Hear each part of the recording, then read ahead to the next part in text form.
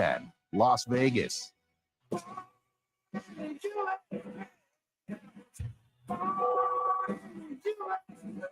Today, Oasis Bar and Grill, here at South Trout. Taco Tuesday, chicken enchilada, also a special. Adam Hill is here. It's Cofield. Let's do a giveaway here. Best team in the country. Who is it? For college basketball. It's definitely not the After Cowboys. last night, it might be Gonzaga. Wow. Gonzaga 101-63 Wow. against Baylor. I think the best team, and I think it's a big gap, is actually Alabama. Alabama's awesome. Alabama and Houston are part of the NIL tournament here. And we've got multiple days to take. So 2 sets of tickets, 364-1100. Basketball. Georgia stinks at basketball. 364-1100. I like having the listeners be interactive. Caller 6 and 7, caller 6 and 7, caller 6 and 7. 364-1100. You can get your tickets for the tournament the 26th, 27th, the 30th of this month. AXS.com. It's at the MGM Grand Garden Arena. And the feature teams, like I said, Alabama and Houston. I love what's happening right now with college football. It's more than I expected because I hadn't calculated this wrinkle that I'm sure they will close the hole in this, but it'll look so bad. The 5 conference champions, the top 4 in the ratings by the CFP, the top 4 get buys. The ACC and Big 12 are both going to have a champion that likely finishes behind Boise State. If Boise State can run the table and beat maybe UNLV in the title game, Boise State has a chance, like a very good chance, to be rated higher than any ACC team, and especially any Big 12 team. And there's no way they factored that in. Well, they're doing the first show tonight, right? Yes. And first of all, election night, really? I know. Will they ever learn? I said this last week, if they know what they're doing, then Boise State and Army need to be unranked. They need to make the climb for them so impossible that they can't pass the Big 12 and the ACC. But if they put them basically where the polls are putting them in the 11, 12, or 13 range, they are screwed. The Big 12 already did it to itself over the weekend. BYU is the last one remaining, and then they're all going to beat up on each other. And likely the champion's going to have 2 or 3 losses. If Boise, and listen, I don't want Boise to get through it, but I think it's a great wrinkle if they get through. They're going to get a bye. They're going to be the 4 seed. And you're going to see a situation where a good SEC team doesn't make it. You might only get 1 ACC. You might only get 1 Big 12. It is going to be chaos, and I love it. This is what I've always wanted. Because at the end of the year, most times, especially now with transfer portal, 1 through 20, throw them in the air. You don't know. Yeah. I mean, it's all, but it's also, there is a part of me that thinks the CFP might actually want one of those teams to get up there. Now they'll have to fight back, and they'll probably be just run out of business by the SEC and the Big Ten at some point. But I think it would be interesting for them on their show to have that debate of whether they should be. Oh, it'll be all they care about is people watching the show. For chatter for the next 5 weeks, it'll be tremendous. I think they're thinking more about that. They have no problem jumping teams that they have ranked higher for the last poll. Like, they don't care. But you have to admit, it'd be a long shot for Army or Boise to rise all the way from like 24, 25 or unranked to be top. It basically be like top 8, because there'll be enough Big Ten teams and enough SEC teams that'll be candidates to be ahead of Boise. But there's a lot of wild cards in here. What if Indiana does screw everything up for the Big Ten? They're not going to just leave the extra Big Ten teams out. So they're a crazy wild card. The SEC for certain is probably not going to have one of their traditional programs or a program that's emerged in the last 5 years as a power like Ole Miss. They're probably not going to get that team in. So it's developing beautifully. And Ole Miss has Georgia this week, and if they can't beat them, they're at home too. So if they can beat them, they're probably done anyway. This is going to be awesome. I mean, the whole process is going. The games are going to be fun. The process is going to be excruciating. The tournament is going to be better in year 1 than people thought it would be, because I tried to tell all of you, and you fought me on it, that it's the convergence of news developments in college football. We're going to have a 12-team playoff. the transfer portal is going to allow guys from the Power 5 to move down or sideways. There's players that are under-recruited that get to move up. Hence, Alabama's season is on the brink because of freaking Diego Pavia, right? How much has he changed Vanderbilt? Yeah. So you get the portal where guys can move. And then NIL, every school down to like the number 40 school in the country has something. Yeah. Like, even if it's just for a quarterback, they can retain guys or they can add guys. And what it's made is this college football world where at the top, you're like, oh, Oregon's number one. I don't know. You know, Ohio State, they spent $20 million in the transfer portal. Shaky elements. Yeah, but I think the tournament is going to be very good. I'm still not that excited about the process, as you mentioned, of every week we're still going to have the show. Why? You don't have to watch it. I know. Don't watch it. I know. I listened today, and there were. I mean, by the way, the other school I didn't mention. How crazy is it? Because we always knew there was money everywhere, but we also knew that the NCAA would selectively prosecute certain schools. So if you were Alabama, Ohio State, and I'm talking about in different power eras, Nebraska, USC, Georgia, you name it. There were like 15 schools that maybe every 30 years they'd get a little penalty, but for the most part, they'd be hands off. SMU? Oh, no. And now SMU took no money to be in the ACC, is on the verge of ruining everything for the ACC in their first year. How awesome is this? It's going to be a great, first of all, the tournament, yes. It's going to be a great time leading up to it. I still think it's weird that they're going to do these shows when they don't do it for basketball. Like, why don't they do a selection show for basketball every week leading up to it? Like, there is some intrigue. I wonder why that. There's some intrigue when they just do it. They announce it right at the end. There's a weekend like 4 weeks out from the tournament where they're like, all right, here's the top 16 teams. And it's just buried in college basketball, and it's a really good talking point. I don't know. Maybe they'll bring that to the surface. So, and you know, the other thing, I keep mentioning Boise is a shot to finish like 7th in the country and be ahead of all the Big 12 schools and maybe a long shot out, be ahead of the ACC champion. UNLV still has a lot to play for. Yeah. If they can go 4-0, and I don't think it's going to be easy. And I think this week's really tough because of the dream crusher of the playoff maybe being like 97% out the window. If UNLV were to go 4-0, make the title game, and then pull off what'll be a bigger upset against Boise State with the eyes of the nation on them on a Friday night, that'd be pretty cool.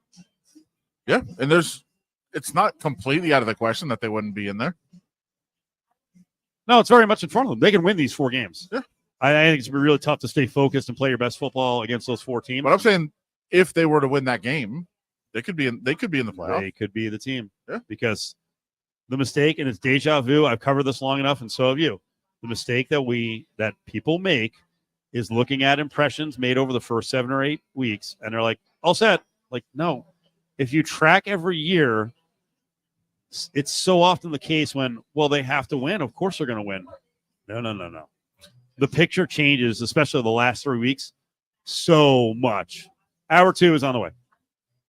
Your NFL Sunday wraps up with a good one as the Detroit Lions take on the Houston Texans. Sunday at 4:30 on ESPN Las Vegas, 1100 AM and 100.9 FM. Injured in a crash? Call Sam and Ash at 702-303-0333. Hey guys, this is Danny Smythe from the Press Box. Jared and I will be hosting Throw the Flag from Golden Circle Sportsbook and Bar inside the TI. Come hang out with us every Saturday from 9 to 11 a.m. and stay after the show for football, great food specials, and as always, free parking. We'll see you there.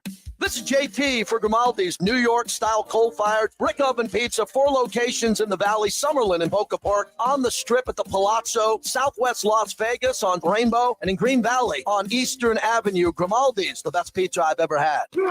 Sign up today for a new William Hill Nevada mobile sports account, and you can earn a $50 bonus bet on top of your original $50 or more deposit and wager. The William Hill Nevada mobile sports app allows you to bet on the go from any iPhone, iPad, or Android device from anywhere anywhere in Nevada. Sign up today and you will never miss another bet. With the largest wagering menu, the mobile sports app features live and play wagering on all major sports. For more information, official rules, and to see participating sign-up locations, visit williamhill.us. Must be 21. Gambling problem? Call 1-800-GAMBLER. Attention plumbers, HVAC, DIYers, and construction pros. McFadden-Dale Industrial Hardware has everything you need for your next project. Open early at South Decatur and Russell. McFadden-Dale Industrial Hardware, your one-stop shop to get the job done. McFadden-Dale Industrial Hardware. Get in, get out, and get to work.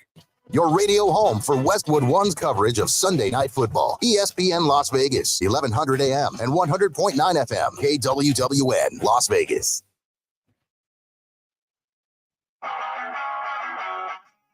Live from Oasis Bar and Grill, it's Cofield and Company on ESPN Las Vegas and ESPN Reno.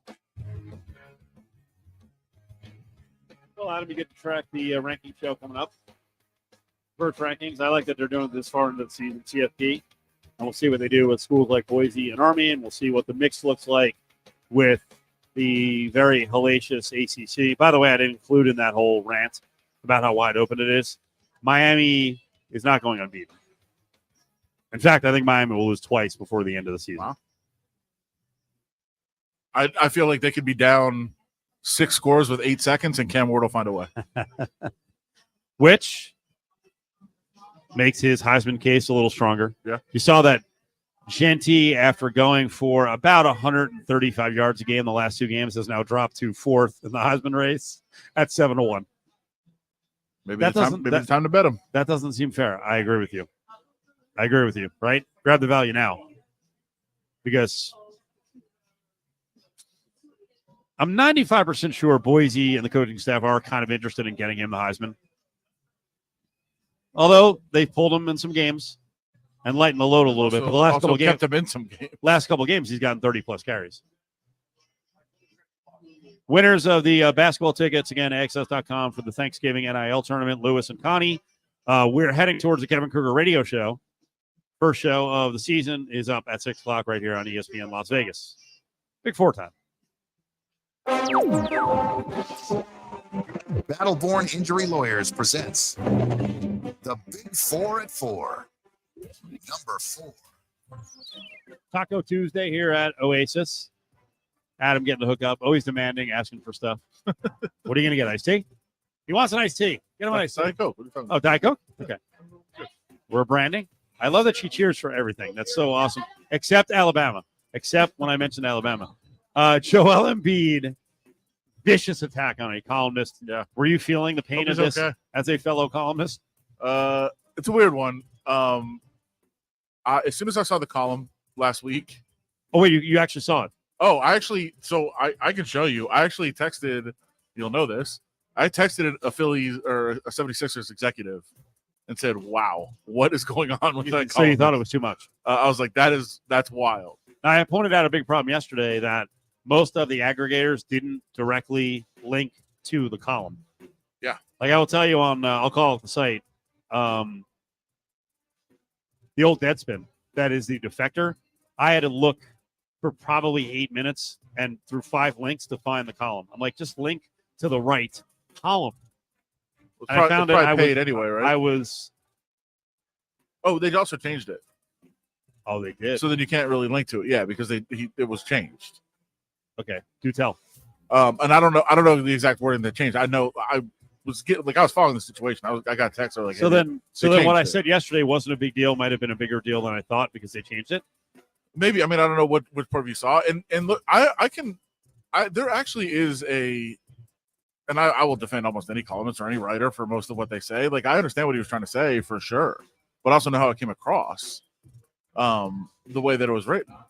And you have to be very, like, I'm choosing my words carefully right now, but like, I usually am not about that. Like, I'm like, hey, just say it. We'll get to the bottom of what you actually mean. I don't like people over choosing their words.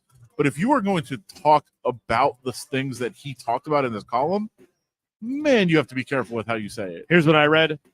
The writer put, Joel Embiid consistently points to the birth of his son, Arthur, as the major inflection point in his career. He often says that he wants to be great and to leave a legacy for the boy named after his little brother. That was it. I think you just missed everything I said. I heard it. Okay. Was it different the first time it was written? Well, it basically said, I think there was more like in the next paragraph about, you better be working hard if you're going to be citing this all the time. Like basically stop bringing it up all the time if you're not going to be backing it up on the floor, that kind of thing. You're messing with somebody's tragedy that is real. It's not something that he made up. It's, if you're talking about some guy that keeps bringing something up and it's like a lie, like, the comedian that had said he was in the buildings at 9/11 and he lived off that story for like 10 years. And finally people are like, you weren't. Like, if you're making it up, like, okay. But if everybody knows you actually lived this tragedy, you better be darn careful how you bring it up when you're talking about somebody. There's literally no reason to bring it up except for to be like, you're kind of criticizing him for the fact that he mentions the fact that he had tragedy in his life. It's not right. And I think you can do it. I'm not saying it's off limits, but you have to be very careful about how you do it. And I don't think he was very careful about how he did it. And I thought it was a pretty wild take that he had. And I'm not surprised that Joel Embiid, like, he's called him out a couple times in press conferences since. Like, hey, where is he? And I guess he finally saw him. And it's the blank around and find out graph. But it's also why I think reporters should be in the locker room, why columnists should be in the locker room. Why aggregators should be in the locker room. Why aggregators exactly. need to be on the scene. Number 3. Number 3. And the reason I cut off Adam and started down that path is I saw a report last week about the kid Stevenson who was one of the guys who blew the Hail Mary for the Bears. Yeah. In that game against the Commanders. And I saw him report that Stevenson, during practice last week, found out about being demoted at the start of the game and left practice. Well, he didn't follow it up with, this is what is it, NFL Rumors guy? He didn't follow it up with any update. And then the update was, well, he went in, gathered himself, came back out. Like that is different than just he left for good. Well, you shouldn't leave it all. I know, but he came back. But here's the other problem, and you're right. Come on, if you're out there, you see him come back out, that's different than he just left. Because then everyone's like, he left after it was his fault. He that's how he reacts to demotion, is just to bail for the day on working. If you see him, but here's the other problem. And look, I think aggregators shouldn't even exist. Honestly, we've talked about this before. It's really obnoxious what they do. But even the reporters that are there, like I'm at practice every day. And sometimes I will say something like, I did not see Max Crosby on the practice field. And then somebody in the organization will say, he's practicing. I'm like, we only get to watch 20 minutes of practice. He wasn't there when I was there. Now, if he shows up later, what I said was not wrong. And if I see somebody leave and then our window's closed and we have to leave and then the guy comes back to practice, but that's tough. But in this case, this person is not reporting. They're not there. Of course. I'm not defending that part of it. I get your point. I'm saying sometimes reporters will say what they saw, right? And somebody will just, well, that's what I saw. That's when I was there. Now, here's an issue. The Bears reacted like crap. And I think part of it is to deal with this guy. He also played on Sunday, and he played a lot. Like, should he have been given the day off? Or, like, how about a first-half suspension? What kind of message does it send that he's jerking around, celebrating with the crowd? He screws it up. He doesn't cover the guy he's supposed to cover. He catches the touchdown. They lose the game. Then he gets mad at practice when he's told he's demoted, which should be fully expected. And the demotion was, well, I wonder what the first demotion was. You're not playing, or you're sitting out 2 series? Because he sat out 2 series. Griffin, you're a Bears fan. I try to warn you. You're a buffoon. In our circa millions, we warned you for the last 2 days of the week. We're like, please don't take the Bears, and you took the Bears. I don't know why. And then you're the first one to. I mean, I guess you're right. The way Eberflus is handling this is of a guy who probably should be gone at the end of the year. The full team is in. Griffin, go ahead, Adam. Go ahead. No, did Griffin get demoted for that? I should be because this whole team is in full revolt against their head coach, Matt Eberflus. It's not just Tyreek Stevenson. DJ Moore left the field. DJ Moore left the field in the middle of a play, a passing play where Caleb Williams was looking for a guy downfield. It's ridiculous. That's 2 series. I always want to defend guys when the world is against them. but this is something we addressed in the offseason. Actually, I am the only one in the country.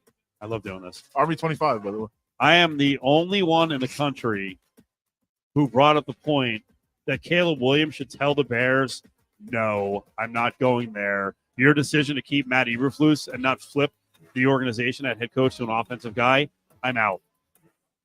Now, he'd be hated even more and scrutinized even more than he is now, but it was a bad sign that it kept him around. And the way he's handling this situation and the way he handled the actual process in game of the Hail Mary was bad. Yeah, but he can't demote himself. I mean, I guess he could. He's not going to. Look, he made his decision. He was gonna demote the guy for, as you said, 2 series. That was what it was going to be. But it also, you're right. I mean, what messes him? DJ Moore then says, all right, well, then I'm leaving the field in the middle of a play. I don't care. It seems like it's a systemic issue. More importantly, how expensive a sandwich can I get from Griffin? We made a bet last week. Okay. That's the worst part about this. The bet was on the game, right? I don't even know what the bet was. I make these bets and I forget. It was sandwich for sandwich. One of us was getting one depending on who won. And now you are just going to Bears Cardinals, right? Yep. Now you're getting a sandwich. Hell, I'll even throw in some chips. Well, you're throwing in chips. You might have to get some. I don't know what we'll get a side of. I'll get a couple of sides of that. What's that? What's the spicy stuff in Chicago on the Italian beef? The Gordolo, whatever. I would try to say it if you don't know how to say it. That's the whole point. You can't get on me for what is it? You can't get on me for my pronunciation of words anymore after that little mishap. Right I don't there. know what it is. You don't even know what it is either. Yeah. Camaraderie. The Jardinera? Jardinera. Yeah. There it is. Yeah. I am getting the biggest Italian beef I can find in town. It's yours. You earned it, man. You earned it. Yeah, I Hold did. on. Before you even do that, yes. I'm just looking up most expensive sandwiches in Las Vegas. Well, I'm trying to get it. What are you doing to me? $27. Is a burger a sandwich? I don't want the $1 billion burger or whatever. $100. No, I want an Italian beef. That's the whole point. Or a beef with the sausage.